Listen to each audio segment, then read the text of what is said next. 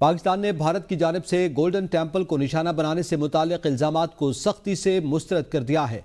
दफ्तर खारजा की जानिब से जारी बयान में कहा गया कि पाकिस्तान मुक़द्दस मकामात के तहफ़्फ़ुज़ का ज़ामिन है और सिख मज़हब के मुक़द्दस तरीन मकाम गोल्डन टेम्पल को निशाना बनाने का इल्ज़ाम क़तई बेबुनियाद और नाकाबिल कबूल है। ये इल्ज़ामात दरअसल हक़ाइक़ से तवज्जो हटाने की भारतीय कोशिश है। तर्जमान ने मज़ीद बताया कि उल्टा भारत ने 6 और 7 मई की दरमियानी शब पाकिस्तान में इबादत गाहों को निशाना बनाया। पाकिस्तान सिख मज़हब के मुक़द्दस मकामात का मुहाफ़िज़ है और हर साल हज़ारों सिख यात्रियों को खुशामदीद कहता है। करतारपुर राहदारी के जरिए सिख यात्रियों को बगैर वीज़ा रसाई दी जाती है। गोल्डन टेम्पल को निशाना बनाने का इल्ज़ाम कतई बेबुनियाद। तर्जुमान दफ्तर खारजा की जानिब से कहा गया, पाकिस्तान ऐसी किसी सोच का तसव्वुर भी नहीं कर सकता। पाकिस्तान ने भारत की जानिब से गोल्डन टेम्पल को निशाना बनाने से मुताल्लिक इल्ज़ामात को सख्ती से मुस्तरद कर दिया। पाकिस्तान मुक़द्दस मकामात के तहफ़्फ़ुज़ का ज़ामिन और सिख मज़हब का एहतराम करता है। गोल्डन टेम्पल को निशाना बनाने का इल्ज़ाम कतई बेबुनियाद और नाकाबिल कबूल। रिजवान अब्बासी बताएगा, तर्जुमान दफ्तर खारजा की तरफ से गोल्डन टेम्पल पर हमले के हवाले से जो बेबुनियाद इल्ज़ामात थे उस पर रद्द-ए-अमल सामने आ गया।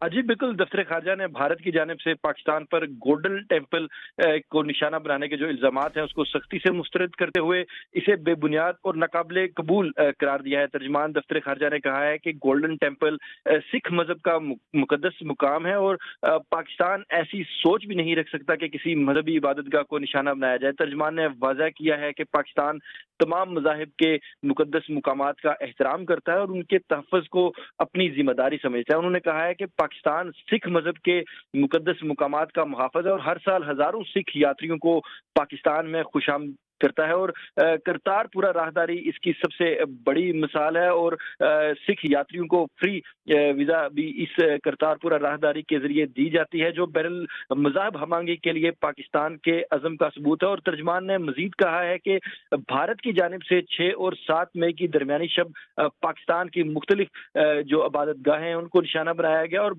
तर्जमान ने यह भी बताया है कि भारतीय इल्ज़ामात का मकसद असल हक़ाइक़ से तवज्जो हटाना और पाकिस्तान की बैनुल-अक़वामी साख को नुकसान पहुंचाना है, जो कि एक नाकाम कोशिश है। दफ्तर खारजा के तर्जुमान ने मजीद कहा है कि भारत के इन बेबुनियाद इल्जामात से दोनों ममालिक के दरमियान कशीदगी को हवा देने की कोशिश की जा रही है, जो कि खित्ते के अमन और इस्तेहकाम के लिए खतरनाक साबित हो सकती है। और पाकिस्तान ने आलमी बरादरी पर जोर दिया है कि इन भारतीय इल्जामात का नोटिस ले और जनूबी एशिया में अमन के क्या लिए मुस्बत किरदार भी अदा करे।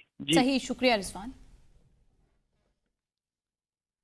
हम अल्लाह के बाद सबसे ज्यादा अपने आप पर इन्हिसार करते हैं। DGISPR का चीनी मीडिया को खुसूसी इंटरव्यू। कहा, दुनिया बढ़ती आबादी और मौसमियाती तब्दीली जैसे मसाइल से दो चार है। क्या ऐसे में मुमकिन है एक मुल्क दूसरे मुल्क पर बिला जवाब झूठे बयानी और बगैर सबूत के चढ़ दौड़े, पड़ोसी ममालिक के ऊपर अपनी अजारदारी मुसल्लत करने की कोशिश करे? मैं पहले भी कहता रहा हूँ और अब भी कहता हूँ, हमारी शहादत की आरज़ू जिंदगी से ज्यादा है। DGISPR ने कहा कि चीन ने इंतहाई कम अरसे में इतनी बड़ी आबादी के साथ जो तरक्की की है उसे दुनिया को देखना चाहिए। हमारी पहली तरजीह अमन है। पाकिस्तान की जो आहिनी दीवार जिस पे आवाम, मुसल्लह अफवाज और तमाम शोबे शामिल हैं को दहशत गर्दी के नासूर के खिलाफ मोड़ना है। जंगी महाज पर शिकस्त के बाद भारत ने नया प्रोपेगेंडा शुरू कर दिया। भारत और फितनतुल हिंद की बलूचिस्तान में दहशतगर्दी और गठजोड़ बेनकाब हो गया। जाफर एक्सप्रेस वाक़े की वीडियो नशर करके भारतीय चैनल दहशतगर्दों की पुष्टपनाही जारी रखे हुए हैं। भारतीय टीवी चैनल में BLA की वीडियो दिखाकर दहशतगर्दाना कार्रवाइयों को न सिर्फ सपोर्ट किया जा रहा है बल्कि दहशतगर्दी को खुलेआम दिखाया जा रहा है। भारत ने हार तस्लीम करने की बजाय दहशतगर्दी को सहारा बना लिया। दिफाई माहिरीन के मुताबिक नाम नेहाद BLA भारत का तैयार करदा फितने का बीज है जो पाकिस्तान के अमन को जड़ से उखाड़ना चाहता है।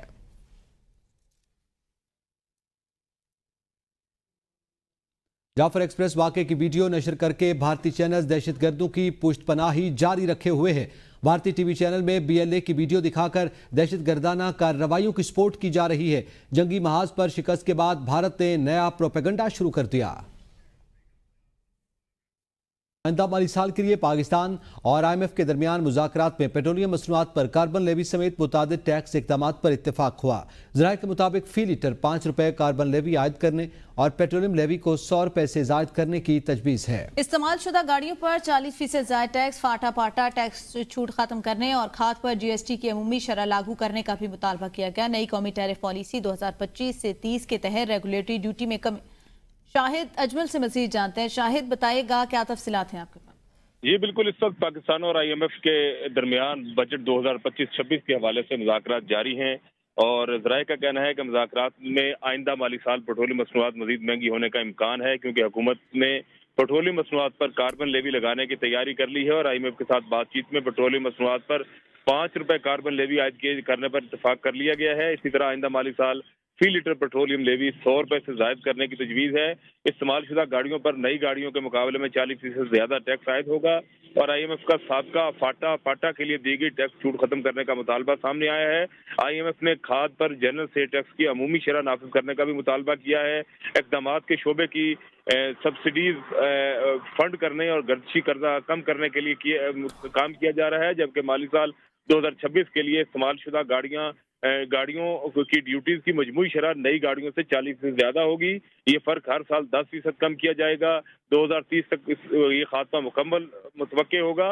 اقدامات نئی قومی ٹیرف پالیسی 2025 سے 30 کے تحت ہوں گے اور تمام ریگولیٹری ڈیوٹیز میں 80% تک کمی کی جائے گی۔ اسی طرح کسٹم ایکٹ کی 5ویں شیڈول میں اصلاحات ہوں گی اور ٹیرف شرح آئندہ 5 سالوں میں 10.6% سے کم ہوگا 7.4% ہو جائے گی۔ جی صحیح، شکریہ شاہد آگاہ کرنے کے لیے۔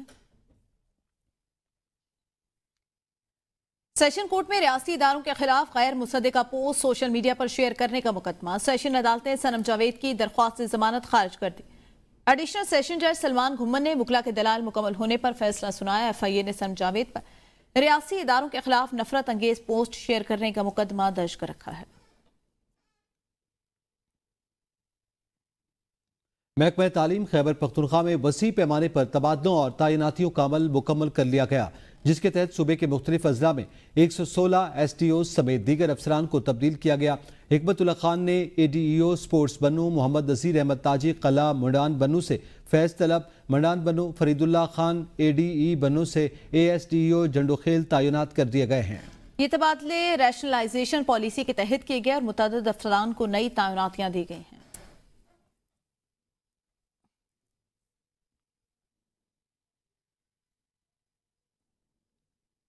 ایتھن وار میوزیم یونان کی عسکری تاریخ کا ایک اہم مرکز ہے جو یونانی مسلح افواج کی جدوجہد، قربانیوں اور کامیابیوں کی عکاسی کرتا ہے۔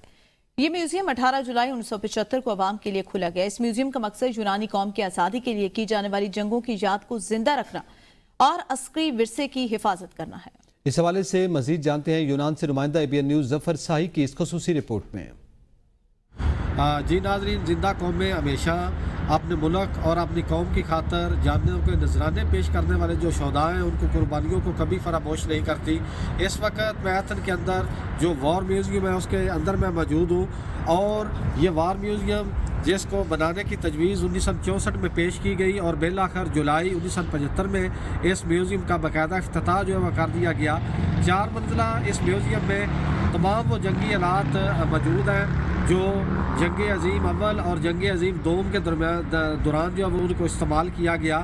اور اگر اس میوزیم کی بات کریں تو یہ یورپ کا سب سے بڑا جو ہے وہ وار میوزیم ہے اور اس کے اندر یونانی آزادی کے دوران استعمال ہونے والا اسلحہ جو ہے وہ موجود ہے۔ اور اس کے اگر بیرونی جو علاقہ ہے اس کا ذکر کریں تو اس کے اندر ہیوی توپ خانہ جو ہے وہ موجود ہے اور کچھ ایسے فائٹر طیارے موجود ہیں جو جنگ عظیم اول اور جنگ عظیم دوم کے درمیان ان طیاروں کو اور اس ہیوی توپ خانے کو استعمال کیا گیا۔